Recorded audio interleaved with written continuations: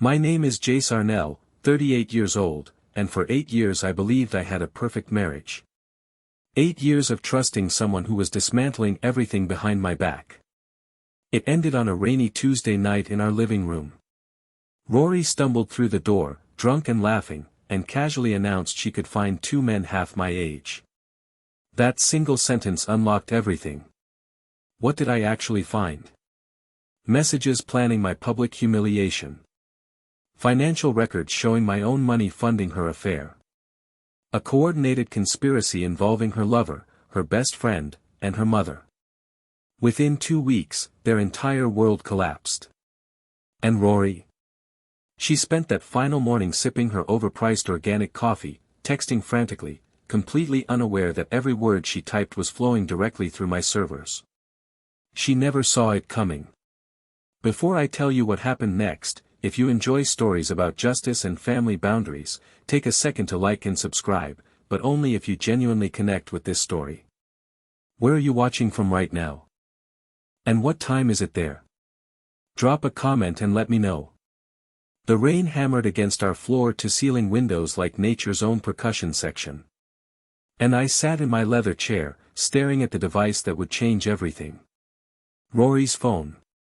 She'd left it on the marble kitchen counter again, face up, notifications blinking like a neon sign advertising her secrets. My name is Jace and I run a boutique cybersecurity firm in this rain-soaked Pacific Northwest city. 38 years old, sharp enough to spot vulnerabilities in corporate networks worth millions, but apparently too naive to see the cracks in my own marriage. That was about to change. The front door slammed with the force of someone who'd had too many martinis and too little shame. Rory stumbled in, her designer heels clicking against our hardwood floors like countdown timers. Her blonde hair was disheveled, lipstick smeared just enough to tell a story I didn't want to hear. Jace, she called out, her voice carrying that particular mix of alcohol and arrogance I'd grown to despise. Are you still awake, darling? I stayed silent, watching her navigate our open-plan living space with the careful precision of someone pretending to be less intoxicated than they actually were. Rory Weldon, she'd kept her maiden name for her PR career, was 35 years old and still turned heads wherever she went. Tonight though, she looked like trouble wrapped in a $1,000 dress. There you are, she said, spotting me in the shadows. Still working? God, you're so predictable. I gestured toward her phone on the counter. You forgot something. She glanced at it dismissively. Oh, that I was having too much fun to care about work tonight. Fun. I let the word hang in the air between us with Meera and the girls. Rory's laugh was sharp, almost cruel. Actually, Jace, I had an epiphany tonight. You know what I realized? I waited, though every instinct told me I wouldn't like what came next. Tonight, I can find 2 men half your age. She threw her arms wide, as if announcing this revelation to an invisible audience.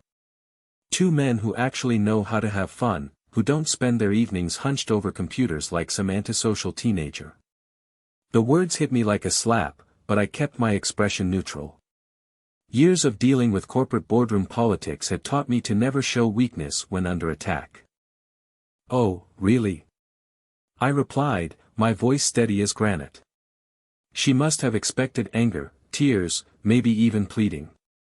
Instead, she got 2 words delivered with the emotional temperature of a business meeting. It threw her off balance. Really, she said, but with less conviction. Men who actually live their lives instead of hiding behind screens. I stood up slowly, closing my laptop with deliberate precision. Interesting theory, Rory. Tell me, did this epiphany come before or after your 3rd Cosmopolitan? Her eyes flashed with anger. You're such a condescending jerk. You know that? This is exactly why she stopped herself, but not soon enough. Why? You what? I stepped closer and she actually took a step back. Good. Let her wonder what I knew.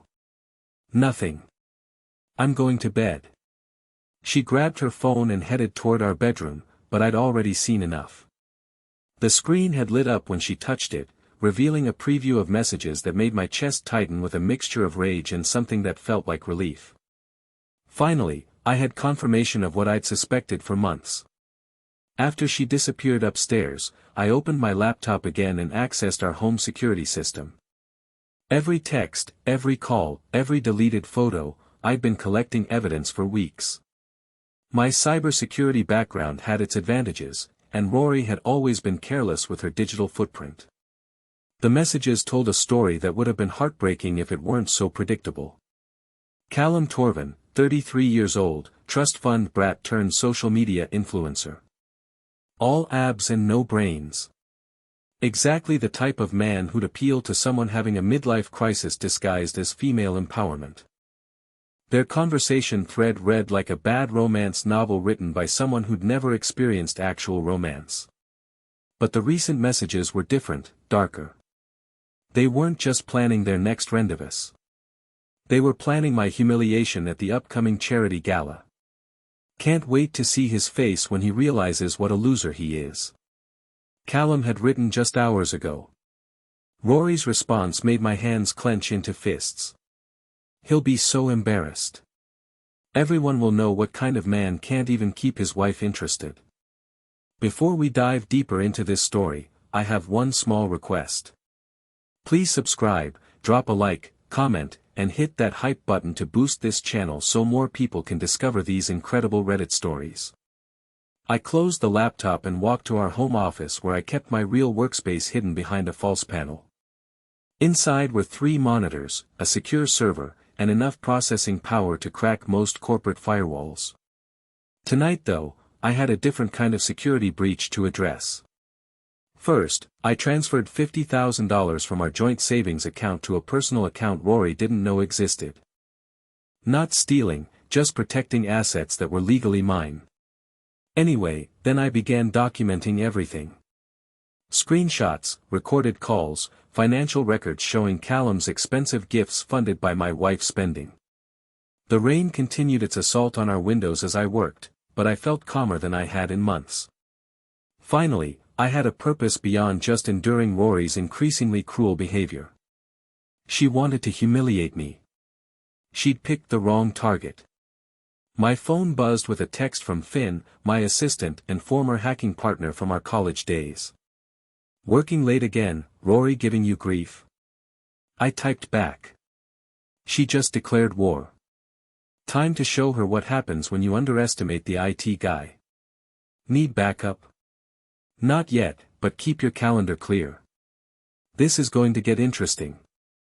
I spent the next 2 hours setting up monitoring software on every device connected to our home network. Rory's laptop, her tablet, even her smart TV. Everything would now route through my servers. She'd handed me the keys to her digital kingdom, and she didn't even know it. By 3 a.m., I had enough evidence to destroy her reputation, her career, and her relationship with Callum. But that felt too easy, too quick. She wanted to play games.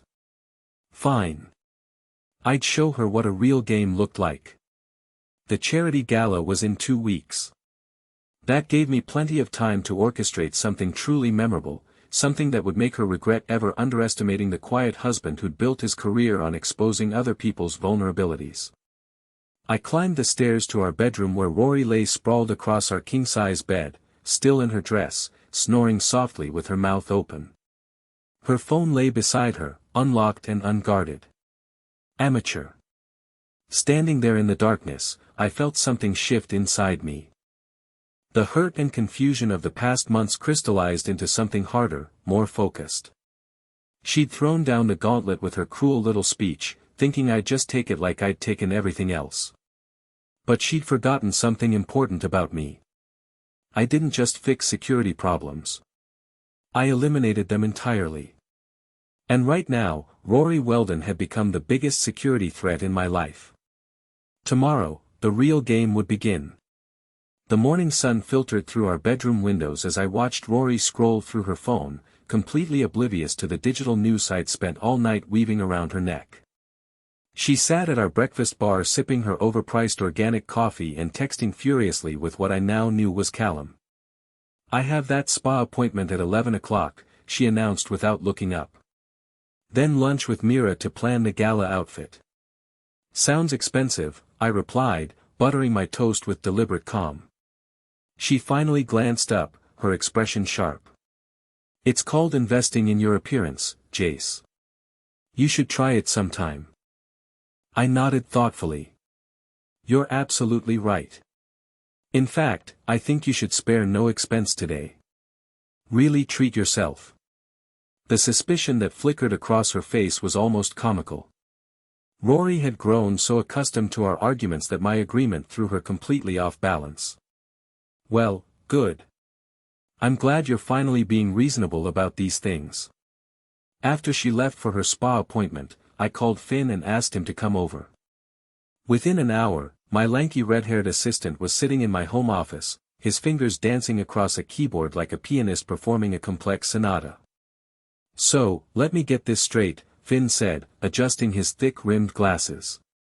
Your wife thinks she can humiliate you publicly, and your response is to cancel her spa day. It's called psychological warfare, Finn. You don't just attack the target. You undermine their confidence first. I'd already called Rory's credit card company, reporting suspicious activity on her account. Not fraud exactly, but enough unusual purchases to trigger their security protocols. Her cards would be temporarily frozen pending verification. Verification that would require my signature as the primary account holder. Next, I accessed the spa's appointment system. Their cybersecurity was laughably weak, protected by passwords that wouldn't stop a determined teenager. I didn't cancel Rory's appointment. That would be too obvious. Instead, I modified her service requests, adding some rather intimate treatments that would require her to discuss personal preferences with the staff. This is diabolical, Finn muttered, watching my work. Remind me never to cross you. You're not planning to cheat on me and publicly humiliate me, are you? Not anymore. My phone rang just as we were finishing. Rory's name appeared on the screen and I answered with practiced innocence. Jace. Her voice was strained, barely controlled. My card isn't working and the spa people are asking me about services I never requested. They want to know about my preferences for something called an intimate consultation. And that sounds awkward. I interrupted. Did you check with Meera? Maybe she set up some kind of surprise package. This isn't funny. I'm standing here in a bathrobe while they discuss my personal grooming habits with other customers nearby. It's humiliating. I'm sure it's just a misunderstanding. Why don't you come home and we'll sort it out? The line went quiet for a moment. When she spoke again, her voice was cold. You did this. Did what? Rory, you're being paranoid. How could I possibly? She hung up. Finn whistled low. Phase 1 complete. Phase 1 complete. Now, let's move on to Callum. While Rory dealt with her spa humiliation, I turned my attention to her lover. Callum's social media presence was his entire identity. Instagram posts about his workout routine, LinkedIn articles about entrepreneurship despite never having held a real job, and TikTok videos showcasing his supposedly sophisticated lifestyle. What he didn't know was that I'd been monitoring his accounts for weeks, collecting embarrassing content he thought he'd deleted. The gym selfies where he'd clearly edited his physique.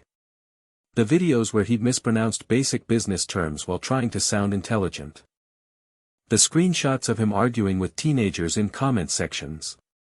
I created several anonymous accounts across different platforms and began strategically releasing this content to fitness and business communities where Callum tried to maintain his image as an expert. Not all at once. That would be too obvious. Just enough to start conversations about his credibility. Look at this, Finn said, monitoring the responses in real time. Someone just called him the human embodiment of toxic masculinity and it's getting hundreds of likes. The internet loves taking down fake influencers. We're just giving them the ammunition. By afternoon, Rory had returned home in a foul mood. She'd spent 2 hours at the spa trying to convince them she hadn't requested intimate grooming consultations, then discovered her credit cards were frozen just as she tried to pay for lunch with Meera. The bank says they need verification from the primary account holder, she announced, standing in my office doorway with her arms crossed. Which apparently is you, not me. I looked up from my computer with practiced concern. Really? That's strange. I thought we were both primary holders. Don't play dumb, Jace. I know you're behind this somehow. Behind what? A bank's security protocols. Rory, I think you're letting stress get to you. The gala planning, work pressure, maybe you should take it easy. She stared at me for a long moment, clearly trying to decide whether I was genuinely confused or masterfully manipulative. Finally, she shook her head. Just fix the cards, okay? I have shopping to do for the gala. Of course, I'll call them right now. But I didn't call them right now. Instead, I waited until Rory left for another appointment, then spent the afternoon monitoring Callum's increasingly frantic attempts to control the damage to his online reputation. His follower count was dropping steadily as more people discovered his edited photos and fake expertise claims. Around 6 p.m., my phone buzzed with a text from an unknown number. We need to talk. This is Callum. I showed the message to Finn, who grinned. He found your personal number. That took some effort. Or desperation, I typed back. I'm sorry. Who is this? Don't play games. Meet me at Murphy's Bar on 5th Street. 1 hour. I think you have the wrong number. I don't know any Callum. 3 dots appeared and disappeared several times before his response came through. I know about the spa thing and the social media posts. We both know what this is about. Now we were getting somewhere. I replied. Murphy's Bar 1 hour. Come alone. Finn looked concerned. You sure about meeting him face to face? This guy might be dumb, but he's also desperate. That's exactly why I want to meet him. Desperate people make mistakes. Murphy's Bar was exactly the kind of place where a trust fund influencer would feel completely out of his element. Dim lighting, working-class clientele, and beer that came in bottles instead of artisanal glasses. I arrived early and chose a corner booth where I could watch the entrance. Callum walked in 15 minutes late, his designer jacket and perfectly styled hair making him stand out like a peacock in a flock of pigeons. He spotted me immediately and approached with the kind of swagger that suggested he thought he was about to intimidate me. Jace Arnell, he said, sliding into the booth across from me. Finally, we meet. Callum Torvin, I replied. Though I have to admit, you look different than your photos. Smaller somehow. His jaw tightened. Cute. Look, I know you're upset about Rory, but what you're doing is childish. Messing with her spa appointments. Really? I have no idea what you're talking about, right? And I suppose you don't know anything about my social media accounts being targeted either. I took a sip of my beer and studied his face. Up close, without the benefit of filters and professional lighting, Callum looked exactly like what he was, a spoiled, rich kid playing dress-up as an adult. Targeted? How? I asked. Someone's been posting old content, making me look bad. My engagement rates are tanking. That's terrible. Have you considered that maybe the content makes you look bad because it accurately represents who you are? The mask of civility slipped for just a moment, revealing the entitled brat underneath. Listen, you pathetic loser. I don't know what game you think you're playing, but pathetic loser, I interrupted. That's interesting. Is that what Rory calls me? He realized his mistake immediately, but it was too late. The admission hung in the air between us like smoke from a fired gun. She doesn't. I mean, relax, Callum. I know about you too. The question is, what are you going to do about it? He leaned forward, trying to regain control of the conversation. What I'm going to do is make sure you stop this harassment campaign. Rory deserves better than some bitter husband trying to sabotage her happiness. Her happiness? I repeated thoughtfully. Is that what we're calling it?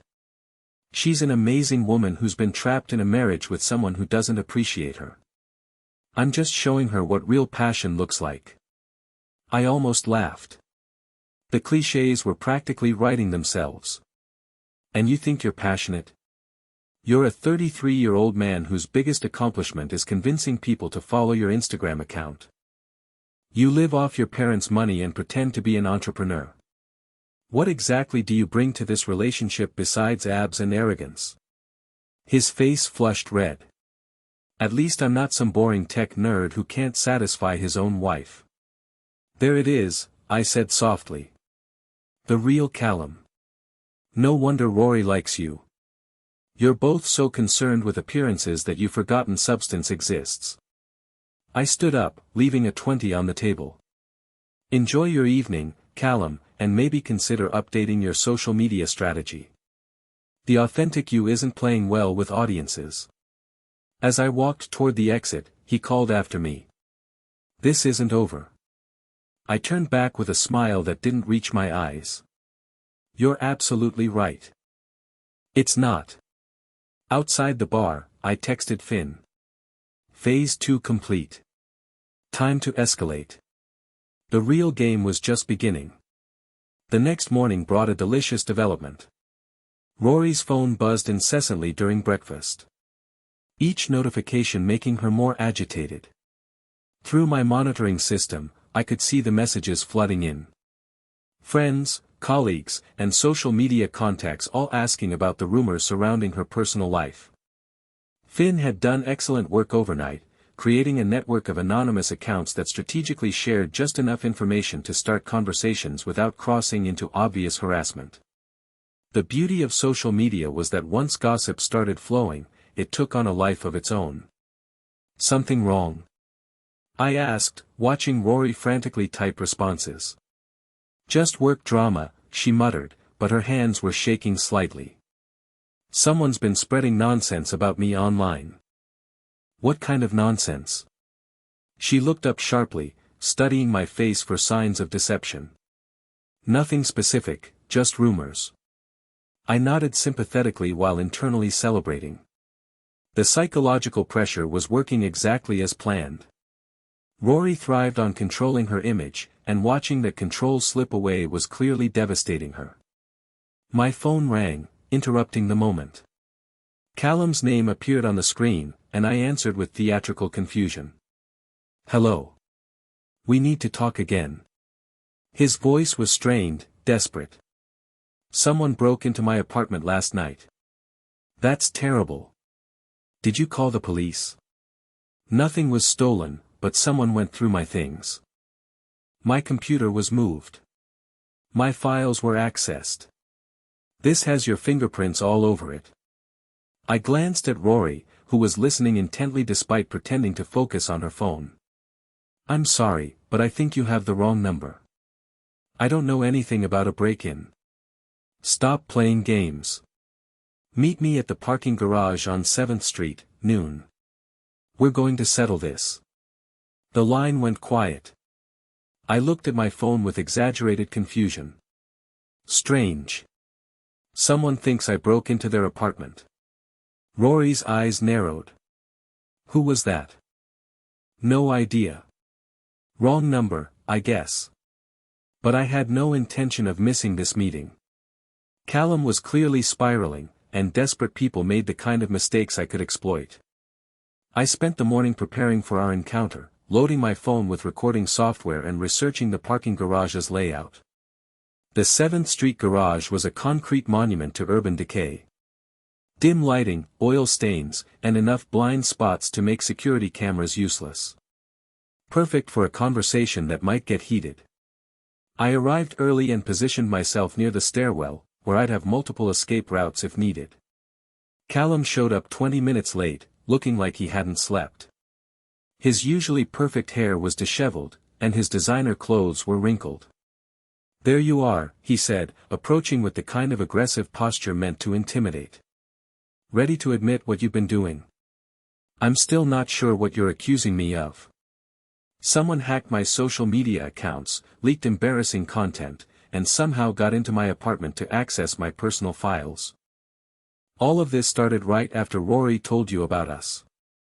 I tilted my head thoughtfully. Rory told me about you, too. When did that happen? The question caught him off guard.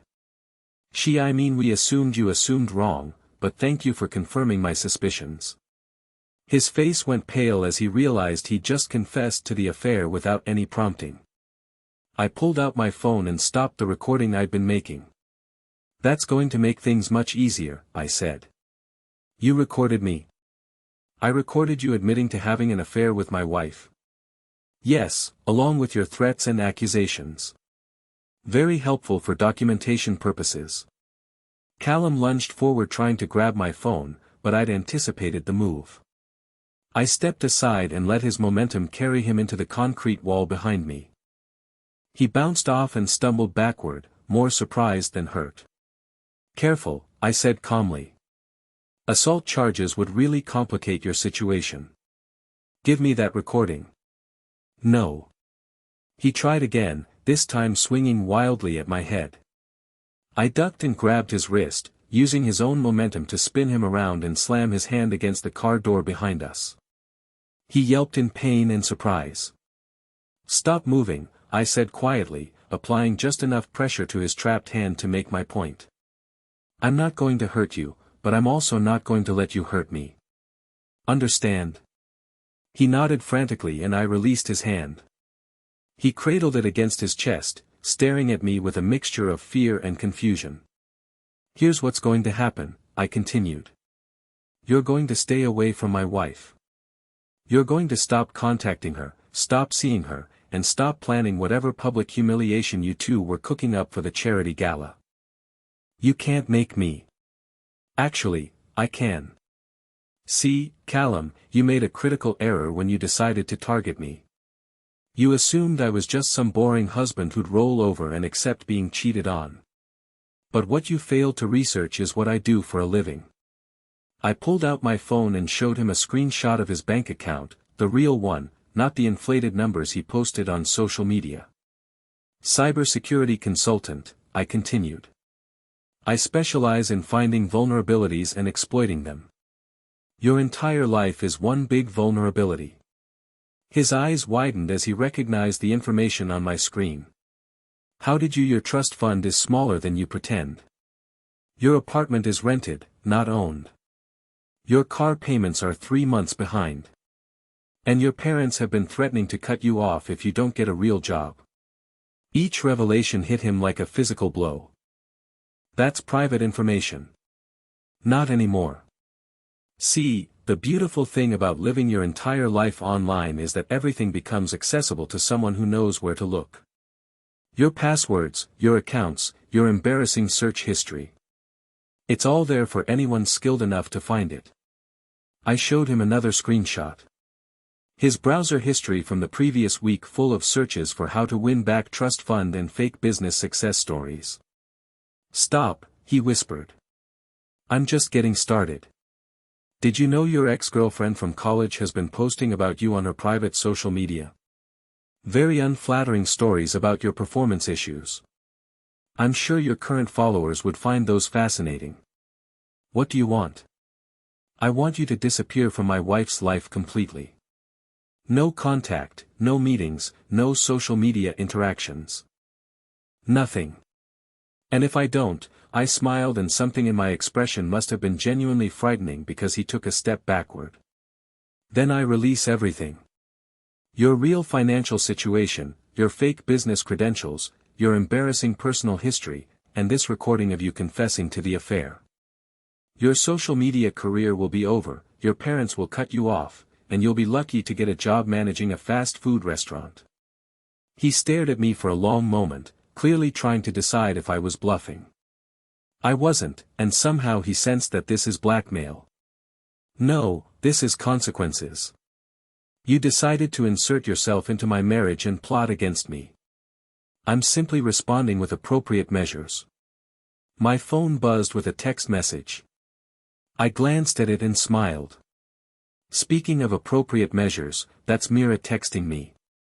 Apparently, she's very concerned about some information that surfaced regarding her own professional conduct. Meera, what does she have to do with this? Everything.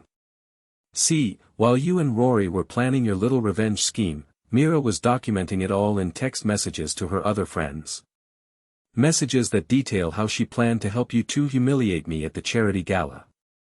I showed him the screenshots, Meera's texts to other lawyers, gossiping about the affair and laughing about their plans to embarrass me publicly. The problem is Meera's law firm has very strict policies about client confidentiality and professional conduct. These messages suggest she's been sharing private information about clients for entertainment purposes. Her boss received copies this morning. Callum's face went white. You're destroying people's lives. I'm protecting my own life from people who tried to destroy it first. There's a difference. I put my phone away and straightened my jacket. You have 24 hours to end things with Rory. After that, everything goes public. As I walked toward the stairwell, he called after me. She'll never forgive you for this. I turned back with a genuine smile. Callum. After everything that's about to happen, Rory's forgiveness is going to be the least of my concerns. Outside the parking garage, I called Finn with an update. Phase 3 complete. Callum is neutralized and Meera is about to have a very bad day at work. Time to focus on the main target. What's next? Rory thinks she can find 2 men half my age. Let's see how she handles losing the one she's already got. The game was accelerating and I was winning. The charity gala was still a week away, but the social ecosystem around it had become my battlefield. Every text message, every phone call, every social media post flowed through my monitoring system like intelligence reports from enemy territory. Rory had no idea that her private communications were being catalogued and analyzed in real time. What I discovered was even more elaborate than I'd initially suspected. The affair with Callum was just the surface level. Underneath was a complex web of gossip, manipulation, and planned humiliation that involved half of our social circle. Meera had been busy recruiting allies for what they called Operation Reality Check. Their plan to publicly embarrass me at the gala by revealing the affair in front of everyone who mattered in our professional and social lives. They'd coordinated with several other couples to ensure maximum audience participation in my humiliation. The irony was delicious.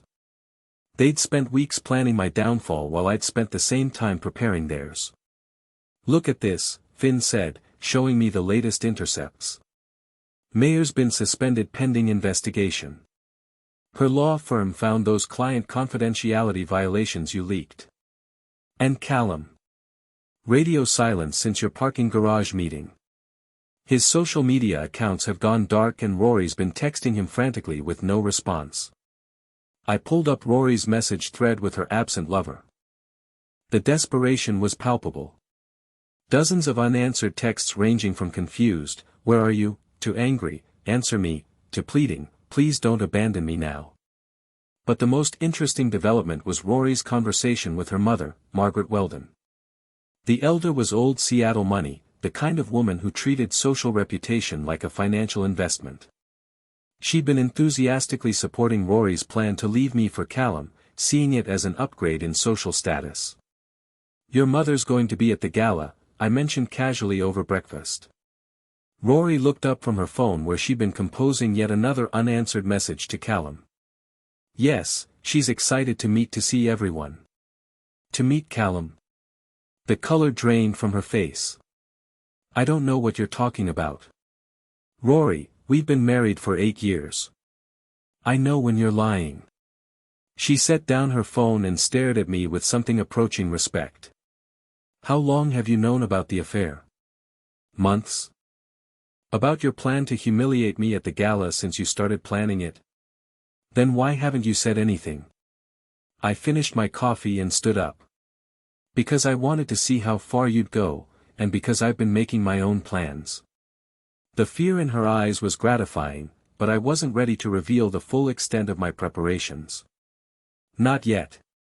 That afternoon, I met with the gala's event coordinator, a nervous woman named Patricia, who was clearly overwhelmed by managing Seattle's social elite for an evening. "Mr. Arnell, thank you for coming in. I understand you have some concerns about the audiovisual setup." "That's right. My company is donating some additional security equipment for the event.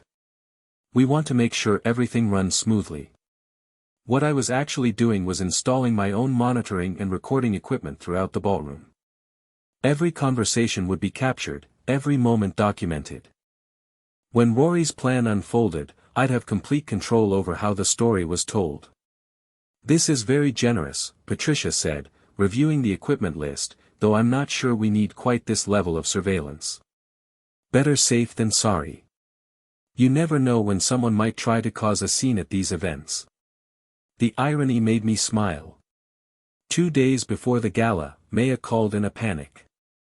Her suspension had become a termination, and the State Bar Association was opening an ethics investigation based on the evidence I provided. "Jace, I know we haven't always gotten along, but I need your help," she said, her usual arrogance replaced by desperation. "Someone's been targeting me with false accusations, and I think it might be connected to whatever's happening with Rory and Callum." "That sounds serious. Have you considered that maybe the accusations aren't false?" "What's that supposed to mean?" "It means maybe you shouldn't have spent the last month plotting to humiliate me at a public event. Actions have consequences, Meera." The silence stretched long enough that I wondered if she'd hung up. Finally, she spoke in a voice barely above a whisper. "You know about the plan." "I know about everything. The affair, the coordination with other couples, your mother's involvement, even the specific timing you'd chosen for the big revelation. Did you really think I was too stupid to figure it out?" "Jace, please. I was just supporting my friend.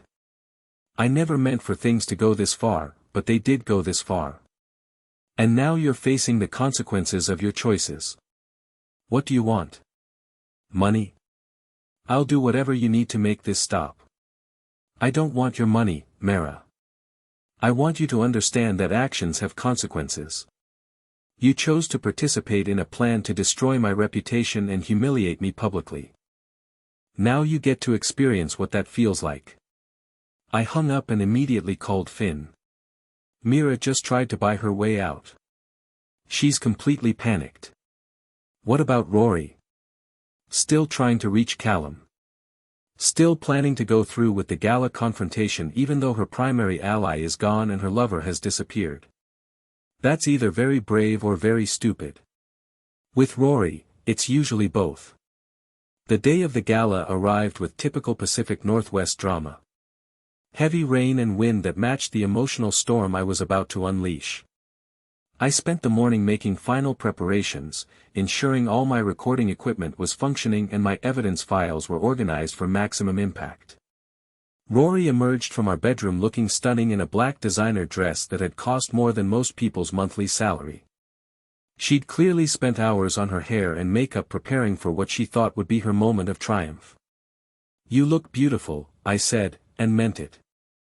Whatever else Rory was, she'd always been physically striking. "Thank you." She seemed surprised by the genuine compliment. "Jace, about tonight?" "Yes. Maybe we should talk, really talk about us, about what's been happening." For a moment, I almost felt sorry for her. Almost. "After the gala," I said, "tonight's too important to spoil with serious conversations." She nodded, relief flickering across her face. She thought I was going to let her go through with the plan, that I'd be the passive victim she'd always assumed I was. The ballroom was magnificent. Crystal chandeliers, silk drapes, and enough flowers to stock a small florist shop. Seattle's elite mingled with champagne glasses and practiced smiles. Everyone performing their roles in the city's social theater. I worked the room methodically, greeting colleagues, clients, and acquaintances while my hidden cameras captured every interaction. Rory stayed close initially, playing the beautiful wife while constantly checking her phone for messages from Callum that would never come. Around 9:00 p.m., Margaret Weldon approached us with the predatory smile of someone about to enjoy a meal. "Jace, dear, you look well. I trust business is good." "Very good, Margaret, though I suspect this evening might bring some interesting developments." Her eyes sharpened. "Oh, what kind of developments?" "The kind that remind people why they should be careful about underestimating others." Rory shot me a warning look, but I just smiled and excused myself to check on the audiovisual equipment. Everything was recording perfectly, capturing the growing tension as Rory's co-conspirators realized their plan was falling apart. At 10:00 p.m., unable to wait any longer, Rory made her move. She climbed onto the small stage used for speeches and tapped the microphone for attention. The room gradually quieted as Seattle's social elite turned their focus to her. "Good evening, everyone. I hope you're all having a wonderful time supporting such an important cause." Polite applause rippled through the crowd. I positioned myself near the back of the room, phone in hand, ready to control the narrative. I wanted to take a moment to talk about something personal. Rory continued, her voice gaining strength about truth and authenticity and the courage to live honestly. Margaret beamed with pride, clearly thinking this was the beginning of her daughter's triumphant declaration of independence. "For too long, I've been living a lie," Rory said, "pretending to be happy in a marriage that's been over for years. Pretending to love someone who sees me as nothing more than an accessory to his successful life." The crowd shifted uncomfortably. This wasn't the usual charity gala entertainment. But I found the courage to be honest about what I want, what I deserve. I found someone who appreciates me for who I really am. She paused, scanning the crowd for Callum's face. When she didn't find it, confusion flickered across her features. "I found someone who shows me what real passion looks like." That's when I activated my prepared response. The ballroom screens, normally used for displaying charity information, suddenly lit up with a different kind of presentation. Screenshots of Rory's text messages with Callum appeared in high definition, including their plans to humiliate me and their cruel commentary about my supposed inadequacies. The crowd gasped as more evidence appeared. Photos of them together, financial records showing Callum's gifts purchased with my money, and finally the recording of Callum confessing to the affair in the parking garage. But the cutagrass was the final slide, a compilation of Rory's own words from her private messages, including her description of the charity gala audience as boring rich people too stupid to realize what's happening right in front of them. The silence in the ballroom was deafening. Rory stood frozen on the stage, her face cycling through shock, horror, and rage as she realized the magnitude of her exposure. Margaret Weldon's expression had transformed from pride to mortification. The other couples who'd planned to support Rory's revelation were backing away as if scandal were contagious. I walked calmly to the front of the room and took the microphone from Rory's nerveless fingers. "Ladies and gentlemen," I said, my voice carrying clearly through the sound system. "I apologize for the disruption. As you can see, my wife has been under considerable stress lately, and it's affected her judgment." The crowd murmured agreement, eager to accept any explanation that would restore social order. "The good news is that her friend has already been dealt with and won't be bothering anyone anymore. As for the other individuals who participated in this plan, I'm sure they'll face appropriate consequences for their choices." I looked directly at Margaret Weldon, whose face had gone ashen as she realized her own involvement had been documented and displayed. "Now, let's get back to supporting this wonderful charity, shall we?" The applause was thunderous, not for me, but for the restoration of normalcy. Seattle's elite wanted their comfortable social order back, and I'd given it to them while simultaneously destroying everyone who'd threatened me. Rory stumbled off the stage and out of the ballroom, her designer dress trailing behind her like the remnants of a shredded reputation. Margaret followed, her own social standing in ruins. I spent the rest of the evening accepting congratulations from people who praised my dignity under pressure and my masterful handling of a difficult situation. By the time the gala ended, I wasn't the victim of a public humiliation. I was the hero who'd exposed a conspiracy and maintained his composure under attack. Outside the hotel, I found Rory sitting in our car, staring straight ahead with empty eyes. "Get in," she said quietly. I slid into the passenger seat, and we drove home in silence through the rain-soaked streets. The city looked different now, cleaner somehow, as if the storm had washed away more than just the day's grime. "How long have you been planning this?" she finally asked. "Since the night you told me you could find two men half my age. And Callum gone permanently." She nodded slowly, as if she'd expected nothing less. "What happens now?" I looked at her profile in the dim light of the dashboard. This woman I'd loved and married and who tried to destroy me for entertainment. Now you discover what it feels like to lose everything. The game was almost over, but I had one final move to make. The morning after the gala brought a silence to our house that felt like the aftermath of a natural disaster. Rory hadn't spoken since we'd returned home, and I'd spent the night in my office monitoring the digital fallout from the previous evening's revelations. The response was everything I'd hoped for and more. Social media was buzzing with commentary about the charity gala scandal, with public opinion overwhelmingly on my side. I'd been cast as the dignified husband who'd handled betrayal with class while Rory was being portrayed as a scheming socialite who'd gotten her comeuppance. Finn arrived early with coffee and updates from his overnight monitoring. "It's a complete rout," he reported, settling into the chair across from my desk. "Rory's lost 3 major clients since last night. Margaret Weldon is being quietly asked to step down from 2 charity boards and Mara's ethics hearing has been moved up based on the new evidence from the gala. What about Callum? Still missing in action. His social media accounts are deactivated. His apartment appears to be empty and his parents have reportedly cut off his trust fund." I nodded with satisfaction. The digital destruction was proceeding exactly as planned, but I wasn't finished yet. There was still one final move to make, one that would ensure Rory understood the full scope of what she'd lost by underestimating me. Around noon, Rory finally emerged from our bedroom. She looked like she'd aged years overnight. Her hair was unwashed, her face pale and drawn, her usual confident posture replaced by the defeated slouch of someone who'd been comprehensively outmaneuvered. "We need to talk," she said, her voice. "I'm listening." She sat down across from me, her hands clasped tightly in her lap. "I underestimated you." "Yes, you did. I thought you were weak, passive, someone who just accept being treated badly because you loved me too much to fight back. You were wrong about the passive part, the love part. That's more complicated."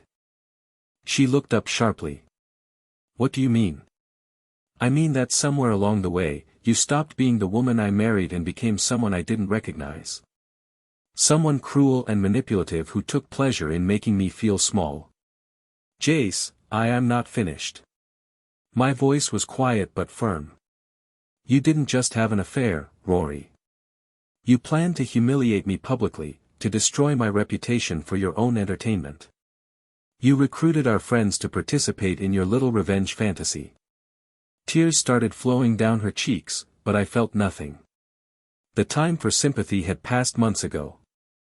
"The worst part is that you thought I was too stupid to figure it out. You had so little respect for me that you didn't even bother being careful." "I'm sorry," she whispered. "No, you're not. You're sorry you got caught. You're sorry your plan backfired, but you're not sorry for what you did to our marriage or what you tried to do to me." I stood up and walked to the window, looking out at the city that had witnessed her downfall. "Here's what's going to happen," I continued. "You're going to pack your things and leave today. I've already had the locks changed, and your access to our joint accounts has been revoked. You can't just throw me out. This is my house, too. Actually, it's not. The deed is in my name only. Purchased with money from my business before we were married. Your lawyer would have known that if she hadn't been too busy planning my humiliation to do proper research." The look of shock on her face was almost comical. "But I've lived here for 8 years as my guest. A guest who's no longer welcome." I turned back to face her and something in my expression must have convinced her that arguing was pointless. "Where am I supposed to go?" That's not my problem anymore, though. I hear your mother has a lovely guest room. My mother won't even take my calls after last night. Then I suggest you find new accommodations quickly. The moving truck will be here at 3 p.m. to collect your belongings. She stared at me in disbelief. You already arranged movers? I've been planning this conversation for weeks, Rory. Did you think I'd leave the details to chance? 2 hours later, I watched from my office window as professional movers loaded Rory's designer clothes, expensive artwork, and luxury accessories into a truck. She stood on the sidewalk in yesterday's dress, looking lost and defeated as her material life was systematically packed away. Finn joined me at the window. Feel good? It feels necessary. What about forgiveness? Moving on. All that healthy relationship stuff. I considered the question seriously. Some things can't be forgiven, Finn. Some betrayals are too calculated, too cruel. Rory didn't just cheat on me. She tried to destroy me for sport. That's not a mistake or a moment of weakness. That's who she really is. My phone buzzed with a text from an unknown number. This isn't over. I showed it to Finn, who frowned. Callum probably, though, it doesn't matter. He's finished and he knows it. But Callum apparently didn't know when to quit. An hour later, as I was reviewing the final financial separations, I heard a car door slam in my driveway. Through the window, I saw him approaching my front door, disheveled, desperate, and clearly looking for a fight he couldn't win. I opened the door before he could knock. Hello, Callum. You look terrible. He did. His designer clothes were wrinkled and stained. His perfect hair was greasy and unkempt. And his eyes had the wild look of someone who'd been awake for days. You destroyed my life, he said, his voice shaking with rage. No, I exposed your life. There's a difference. My parents cut me off. My apartment lease was terminated. My social media career is over. I have nothing left. You have exactly what you deserve. He stepped closer, his hands clenched into fists. I'm going to make you pay for this. How? You have no money, no connections, no credibility. What exactly are you going to do to me? The question seemed to deflate him. He'd come here looking for a confrontation, but he had no plan beyond venting his rage at the person who outmaneuvered him. Rory loves me, he said weakly. Rory loved the idea of you, the fantasy of rebellion and passion you represented. But when reality set in, when you became a liability instead of an asset, she abandoned you just like everyone else. That's not true. I pulled out my phone and showed him Rory's latest text messages, conversations with other friends, where she referred to Callum as that mistake, and a temporary lapse in judgment. His face crumpled as he read her words. She said, I was different, special. You were useful. There's a difference. He stood there for a long moment, processing the complete destruction of his worldview. Finally, he looked up at me with something approaching respect. You won. I survived. Sometimes that's the same thing. He turned and walked back to his car, a beat-up sedan that looked nothing like the luxury vehicles he'd posed with on social media. As he drove away, I felt a strange mixture of satisfaction and emptiness. The game was over. I'd won completely, devastatingly, permanently. Rory was gone. Callum was broken. Meera was ruined. And Margaret Weldon's social standing was in tatters. Everyone who tried to humiliate me had been systematically destroyed. But victory felt different than I'd expected. Quieter, more final. That evening, I stood on my rooftop terrace with a glass of wine, looking out over the city lights. The rain had stopped, leaving the air clean and sharp. Somewhere out there, Rory was discovering what it meant to have no money, no friends, and no prospects. Callum was facing the reality of life without his trust fund safety net. Meera was watching her legal career disappear. My phone buzzed with a message from Finn. Drinks to celebrate. I typed back, rain check. I need some time to process. The truth was, I didn't feel like celebrating. I felt like someone who'd won a war by burning down everything around him. Necessary perhaps, but not particularly joyful. Another message appeared, this one from an unknown number. I hope you're happy. Rory probably sending one last bitter message from whatever cheap hotel she'd found for the night. I started to delete it, then changed my mind and typed back, tonight, I found two people who lost everything. Not half my age, just half as smart. Then I blocked the number, finished my wine, and went inside to begin the rest of my life. The game was over. I'd won. But somehow victory felt a lot like being alone.